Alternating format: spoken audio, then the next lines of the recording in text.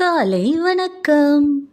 உன்னோடு கூட இருப்பார் இயேசு, உன்னோடு கூட இருப்பார். என்னாலும் கூட இருப்பார் இயேசு, எப்போதும் கூட இருப்பார். ஆமாங்க, ஒரு மனுஷன் மிகுந்த கவலையோடு உட்கார்ந்திருந்தாராம். அவருடைய துக்கத்தை தாங்க முடியாம ஒரு பேப்பர் எடுத்து ஆங்கிலத்தில் எழுதினாரா, God is nowhere, ஆண்டவர் எங்கேயும் இல்லை அப்படின்னு. அருகில் இருந்த சிறுமி இவர் என்ன எழுதுறாருன்னு எட்டி பார்த்தாலாம். அந்த சிறுமி அழகாய் எழுத்து கூட்டி God is now here, ஆண்டவர் தோ இப்பொழுது இங்கே இருக்கிறார் என்று வாசித்தாளாம். அதை கேட்டு அந்த மனுஷனுடைய கண்களிலிருந்து கண்ணீர் வடிய ஆரம்பித்ததாங்க.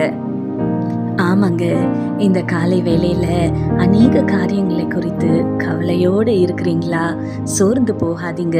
உலகத்தின் முடிவு பரியந்தம் சகல நாட்களிலும் நான் உங்களுடனே கூட இருக்கிறேன் என்று சொன்ன நம் இயேசு இந்த காலை வேளையில் உங்களுடைய வலது கையை பிடித்து சொல்கிறாரு, மகனே மகளே பயப்படாதே, நான் உன்னோடு இருக்கிறேன் என்று. அவர் ஒரு நாள் நம்மை கைவிட மாட்டாருங்க. தைரியமாக இருங்க. கண்களை மூடி ஆண்டவரை நோக்கி பார்க்கலாமா? எங்கள் பரிசுத்த பரலோக பிதாவே, உம்மை துதிக்கிறோம் அப்பா, உம்மை ஸ்தோத்தரிக்கிறோம். இதோ இந்த காலை வேளையிலுமாய் தகப்பனே அப்பா, கவலையோடு கண்ணீரோடு இருக்கிற உம்முடைய பிள்ளைகளை கர்த்தர் நீர் கண்ணோக்கி பார்ப்பீராக.